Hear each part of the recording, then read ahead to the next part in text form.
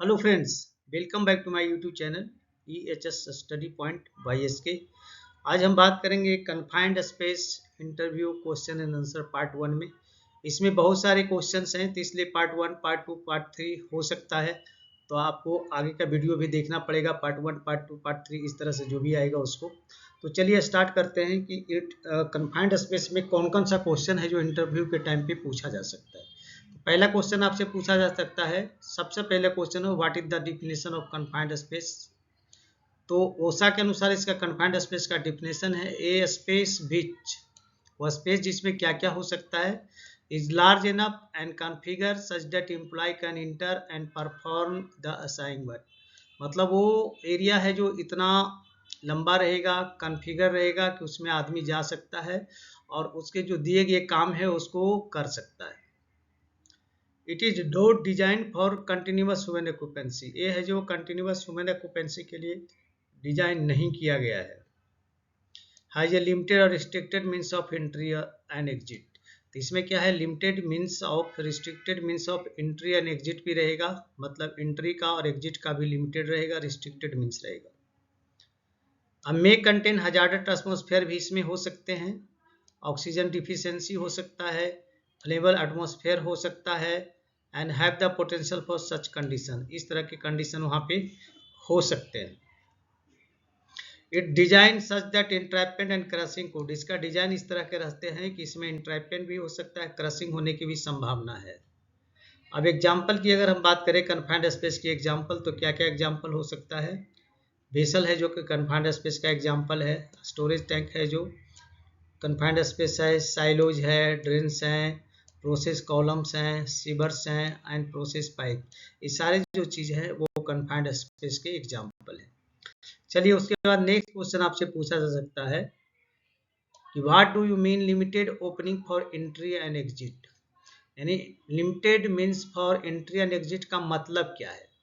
यहाँ पे देख रहे हैं कन्फाइंड स्पेस जो होता है इसका एंट्री इसी तरह का होता है, यानी सबसे छोटा अगर है तो इसमें किस तरह से अंदर आदमी जाता होगा और किस तरह से आता होगा इसको आप देख सकते हैं इस फिगर से। इसका मतलब हुआ confined space opening are limited by size और लोकेशन, यानी इसका एंट्री भी लिमिटेड होता है इसका साइज और लोकेशन के आधार पे। Opening are usually small in size, इसकी ओपनिंग बहुत ही स्मॉल होती है और एज स्मॉल एज 450 mm, यानी 450 mm होता है, यानी कि इंच में अगर लेंगे तो 18 इंचेज होती है in diameter and difficult to move through easily, और इसके तरह इसमें जाना काफ़ी मुश्किल होता है। और समझिए अगर पीपी पहन के जाना है और कुछ और भी अंदर लेके जाना है तो किस तरह से जाते होंगे, बहुत ही डिफिकल्ट है। A small opening may make it very difficult to get needed equipment है, यानी ओपनिंग इसका स्मॉल होने के कारण इसमें जो इम्पोर्टेंट इक्विपमेंट जो लेके जाना है, जिसकी ज़रूरत है उसको ले जाना काफ़ी भी मुश्किल काम है इसमें, स्पेशली ड्यूरिंग इमरजेंसी। और जब इमरजेंसी हो जाता है तो उस समय की आप देखेंगे तो बहुत ही ज़्यादा मुश्किल हो सकता है। नेक्स्ट क्वेश्चन आपसे पूछा जा सकता है what is hazardous atmosphere in confined space. Confined space में हजार्डस एटमॉस्फेयर क्या होता है, तो इसका मतलब आप आंसर दे सकते हैं कि flammable gas, vapour, mist more than is lower explosive limit, यानी LEL। तो अगर LEL से ज़्यादा है फ्लेमेबल गैस, वेपर और मिस्ट, तो ये क्या है, हजार्डस एटमॉस्फेयर है। Airborne dust, combustible dust and concentration that exceed LEL, ये भी LEL से अगर ज़्यादा है तो ये भी एक हजार्डस एटमॉस्फेयर है। या एटमॉस्फेरिक ऑक्सीजन कंसंट्रेशन बिलो 19.5, अगर ऑक्सीजन की कंसंट्रेशन 19.5 से कम है और एबव 23.5 और 23.5 से ज़्यादा है तो ये भी एक हजार्डस एटमॉस्फेयर हो सकता है। नेक्स्ट क्वेश्चन आपसे पूछा जा सकता है what is oxygen enrich atmosphere. Oxygen enrich atmosphere क्या होता है। Oxygen concentration above 23.5% due to various reason, तो अगर वहाँ का ऑक्सीजन का कंसंट्रेशन 23.5 से ज़्यादा है तो वो इन रिच एटमॉस्फेयर में आएगा। और इसके बहुत सारे रीजन्स होते हैं, जैसे कि रीजन में देखेंगे improper handling, maintenance and storage of oxygen cylinder and the accessories, leakage of oxygen from the oxygen pipeline. तो इसके कारण वहाँ पे ऑक्सीजन की परसेंटेज बढ़ जाती है और जिसके कारण वहाँ पे प्रॉब्लम बढ़ जाते हैं। नेक्स्ट है, in this condition the risk of fire and explosion will be high. तो इस कंडीशन में क्या है, वहाँ पे फायर का रिस्क और एक्सप्लोजन का रिस्क काफ़ी हो जाता है। Any flame will burn much hotter. अगर कोई भी वहाँ पे फ्लेम होता है तो उस केस में ये बहुत ही ज़्यादा है जो क्या करेगा, आग को पकड़ेगा और हॉटर हो जाएगा। And will propagate at a greater speed, और बहुत ही तेज़ी के साथ फैलेगा क्योंकि वहाँ पे ऑक्सीजन इनरिच है। Presence of oxidising material can intensify fire. अगर वहाँ पे ऑक्सीडाइज मटेरियल है तो फायर को और क्या करेगा, कई गुना बढ़ा देगा। Even without the presence of ignition source, जबकि वहाँ पे इग्निशन सोर्स नहीं है तो भी ऑक्सीडाइजिंग मटेरियल होने के कारण वहाँ पे फायर लगेगा और उसको काफ़ी तेज़ी से बढ़ाएगा। नेक्स्ट क्वेश्चन आपसे पूछा जा सकता है, what is oxygen deficiency atmosphere. Oxygen deficient atmosphere से मतलब क्या है, क्या समझते हो आप। Substance like inert gases. आप इनर्ट गैसेज का नाम आपने सुना होगा, जैसे नाइट्रोजन का इस्तेमाल किया जाता है, हीलियम है, स्टीम है, नियोन है, आर्गन है, कार्बन डाइऑक्साइड है, क्रिप्टन है, ये सारे हैं जो कि इनर्ट गैस हैं। और ये क्या करता है, एयर को डिप्लेस कर देता है। Can डिप्लेस air and atmospheric oxygen in the confined space. तो इसके कारण क्या होता है, कन्फाइंड स्पेस में जो एयर रहता है या एटमॉस्फेरिक जो ऑक्सीजन रहता है उसको डिप्लेस कर देता है। और यहाँ पे ड्यू टू क्या होता है, causing lack of oxygen and creating breathing problem. तो वहाँ पे ऑक्सीजन की कमी हो जाती है डिप्लेस करने के कारण, जिसके कारण वहाँ पे ब्रीथिंग प्रॉब्लम हो जाती है। Oxygen deficient atmosphere, oxygen concentration below 19.5 है तो ऑक्सीजन डिफिशियंट हो जाएगा। इसके कारण क्या होता है, हार्ट रेट बढ़ जाता है, मसल कोऑर्डिनेशन प्रॉब्लम हो सकते हैं और ब्रीथिंग प्रॉब्लम भी यहाँ पे हो सकता है।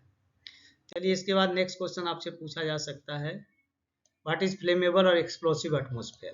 फ्लेमेबल या एक्सप्लोसिव एटमॉस्फेयर से आप क्या समझते हो, ये क्या है। तो flammable gases such as butane होता है, फ्लेमेबल गैस है, प्रोपेन है, हाइड्रोजन है, हाइड्रोजन सल्फाइड है, मीथेन है, और कॉमन एग्जाम्पल है जो कि एक्सप्लोसिव एटमॉस्फेयर का यानी कि फ्लेमेबल का। यहाँ पे ग्रेन हो सकता है, nitrate fertilisers and solid can produce combustible dust, ये भी है जो कंबस्टेबल डस्ट को प्रोड्यूस करता है। इसके बाद नेक्स्ट क्वेश्चन आपसे पूछा जा सकता है, what you mean not design for continuous human occupancy. यानी कन्फाइंड स्पेस के बारे में बोला जाता है कि कंटिन्यूअस ह्यूमन ऑक्यूपेंसी के लिए डिजाइन नहीं किया गया, क्यों, क्या है वो। इसका मतलब है कि confined space are not design for to work on a routine basis, यानी कन्फाइंड स्पेस को रूटीन बेसिस पे काम करने के लिए डिजाइन किया ही नहीं गया है। It is design to store a product, इसका डिजाइन स्टोर प्रोडक्ट को स्टोर करने के लिए किया गया है, इनक्लोज मटेरियल एंड प्रोसेस और ट्रांसपोर्ट प्रोडक्ट एंड सब्सटेंस। तो ट्रांसपोर्ट करने के लिए किया गया है और उसके अंदर रखने के लिए किया गया है, ना कि कंटिन्यूअस ह्यूमन ऑक्यूपेंसी के लिए किया गया है। Most confined space are dangerous due to various type of hazard. Maximum जितने भी कन्फाइंड स्पेस होते हैं वो हजार्डस होते हैं ड्यू टू वहाँ बहुत सारे हजार्ड्स होते हैं। सच अगर देखें तो फिजिकल हजार्ड होता है, केमिकल हजार्ड होता है, बायोलॉजिकल हजार्ड है, सारे हजार्ड वहाँ पे होते हैं। चलिए नेक्स्ट क्वेश्चन आपसे पूछा जा सकता है, when require gas testing in confined space hydrocarbon area. Confined space या हाइड्रोकार्बन एरिया में गैस टेस्टिंग की रिक्वायरमेंट कब होती है। तो इसमें होगा बिफोर एंटरिंग ए कन्फाइंड स्पेस, जब कन्फाइंड स्पेस में जाना है उसके पहले उसका टेस्ट करके पूरे एटमॉस्फेयर को चेक करना है कि कितने गैस उसमें हैं, किस तरह की गैस हैं। नेक्स्ट है before and during normal working in process hydrocarbon area. तो किसी भी प्रोसेस एरिया में काम करने जा रहे हैं या जहां पहले से मालूम है हाइड्रोकार्बन एरिया है तो वहां पे चेक करना गैस टेस्टिंग जरूरी है। When breaking containment on a process area, अगर प्रोसेस एरिया में अगर उसको किसी भी चीज़ को कंटेनमेंट को ब्रेक किया गया है तो उस केस में भी वहाँ पे टेस्ट करना जरूरी है। Before and during hot working process hydrocarbon area, अगर प्रोसेस एरिया हाइड्रोकार्बन में हॉट वर्क हो रहा है तो उस केस में भी गैस टेस्टिंग बीच बीच में और शुरू में होना जरूरी है, ताकि क्योंकि वहाँ पे हॉट वर्क के कारण यानी बिल्डिंग के कारण काफ़ी फ्यूम्स जनरेट हो जाते हैं, जिसके कारण उसका टेस्ट करना जरूरी है। When operating diesel plant in process hydrocarbon, अगर प्रोसेस या हाइड्रोकार्बन एरिया में किसी कारण से डीजल प्लांट को चालू करना है पड़ रहा है तो उस केस में भी चेक करना है, क्योंकि डीजल प्लांट से कार्बन मोनोऑक्साइड और कार्बन डाइऑक्साइड दोनों ही निकलते हैं, तो इसको भी चीज में चेक करना जरूरी है। When ever the atmosphere could potentially hazardous in unknown, इस केस में अगर ये नहीं मालूम है कि वहाँ पोटेंशियल हजार्ड क्या है, अननोन नहीं है, तो उस केस में भी एटमोस्फेयर में चेक करना जरूरी है। वेयर दीजिए जो सस्पेक्टेड हाइड्रोकार्बन और टॉक्सिक गैस लीक, और जहाँ पे लगता है कि हाइड्रोकार्बन या टॉक्सिक गैस का लीक होने की संभावना है, सस्पेक्शन है वहाँ पे, तो वहाँ पे करना जरूरी है। बिफोर एनी इंस्पेक्शन, कोई भी inspection, maintenance and repair of oil and gas installation, जब भी ऑयल एंड गैस इंस्टॉलेशन में आप इंस्पेक्शन के लिए जा रहे हैं, मेंटेनेंस के लिए जा रहे हैं, रिपेयर करने के लिए जा रहे हैं, तो वहाँ पे भी गैस टेस्टिंग रिक्वायर्ड होती है। चलिए नेक्स्ट क्वेश्चन आपसे पूछा जा सकता है, how area become toxic atmosphere, कोई भी एरिया टॉक्सिक एटमोस्फेयर कैसे हो जाता है। तो सबसे पहले रिलीज या लीकेज बाय मैन्युफैक्चरिंग प्लांट, यानी मैन्युफैक्चरिंग प्लांट से है जो उस तरह की गैसें लीकेज हो सकती है, जैसे कि हाइड्रोजन सल्फाइड हो गया। स्टोर मटेरियल लाइक पेंट और सॉल्वेंट, पेंट और सॉल्वेंट को भी स्टोर करने से प्रॉब्लम हो सकती है। वर्क टास्क जैसे कि कर रहे हैं, जैसे सीओ फ्रॉम डीजल इंजन, अगर सीओ डीजल इंजन वहाँ चलाया जा रहा है किसी कारण की वजह से और रिक्वायरमेंट के हिसाब से, तो वहाँ कार्बन मोनोऑक्साइड डेवलप होगा, और कार्बन मोनोऑक्साइड और carbon dioxide from building work से भी जनरेट होता है। It create adverse health effect और ह्यूमन बॉडी, ये ह्यूमन हेल्थ पे क्या करता है, इसका काफ़ी इफेक्ट होता है। चलिए उसके बाद क्वेश्चन पूछा जा सकता है, how atmosphere created corrosive atmosphere and effect, corrosive atmosphere कैसे क्रिएट होता है और इसके इफेक्ट क्या होते हैं। Corrosive atmosphere create from manufacturing plant, यहाँ भी है कोरोसिव एटमॉस्फेयर है जो मैन्युफैक्चरिंग प्लांट के कारण ही होता है। And chemical reaction also, chemical reaction होता है उसके कारण भी यहाँ पे कोरोसिव एटमॉस्फेयर क्रिएट हो सकता है। इट विल डैमेज स्किन, और कोरोसिव एटमॉस्फेयर अगर वहाँ पे डेवलप हो गया है तो उसके इसमें स्किन को डैमेज करेगा, आई को डैमेज करेगा, रिस्पिरेटरी ट्रैक को डैमेज करेगा। Exposure of small quantity no immediate health effect, लेकिन इसकी अगर एक्सपोजर स्मॉल क्वांटिटी में है तो यहाँ पे कोई भी हेल्थ इशू नहीं होगा, but serious health to long time, but long time में इसका सीरियस हेल्थ इफेक्ट हो सकता है। चलिए उसके बाद क्वेश्चन आपसे पूछा जा सकता है, why is ventilation required in confined space, confined space में वेंटिलेशन रिक्वायर्ड क्यों होती है। इसका आंसर आप इस तरह के कर सकते हो, effective ventilation should be maintained for supplying sufficient fresh air for workman and inside confined space, तो वहाँ पे फ्रेश एयर को सप्लाई करने के लिए इसकी ज़रूरत होती है ताकि वहाँ पे फ्रेश एयर आए। Adequate air change is required, यहाँ पे क्या है, एडिक्वेट एयर चेंज होना चाहिए, यानी कि जो भी वहाँ पे फ्यूम्स वगैरह जनरेट होते हैं तो उसको वहाँ से रिमूव करना जरूरी है, इसीलिए वहाँ पे वेंटिलेशन रिक्वायर्ड होती है। नहीं तो वहाँ पे क्या होगा, हजार्डस सब्सटेंस बनेगा, तो इसके लिए वहाँ पे एयर सर्कुलर की ज़रूरत होती है। Sufficient fresh air supply while work in progress, तो वहाँ पे सफिशिएंट फ्रेश एयर की सप्लाई कंपलसरी है जब भी वर्क इन प्रोग्रेस हो, क्योंकि वहाँ पे जो भी फ्यूल्स वगैरह जो जनरेट होते हैं उसको निकालना कंपलसरी है। If required force ventilation means mechanical ventilation में भी use in place of natural ventilation, अगर नेचुरल वेंटिलेशन से सारे काम नहीं हो रहे हैं, फ्रेश एयर नहीं आ रहे हैं, तो उस केस में है यहाँ पे फोर्स वेंटिलेशन करना पड़ेगा, यानी कि मैकेनिकल वेंटिलेशन की आवश्यकता हो सकती है उसको निकालने के लिए, जैसे यहाँ पे देख रहे हैं ये मैकेनिकल वेंटिलेशन है। चलिए उसके बाद क्वेश्चन पूछा जा सकता है आपसे कि why testing and continuous monitoring of air in confined space, confined space में कंटिन्यूअस एयर मॉनिटरिंग जरूरी क्यों है।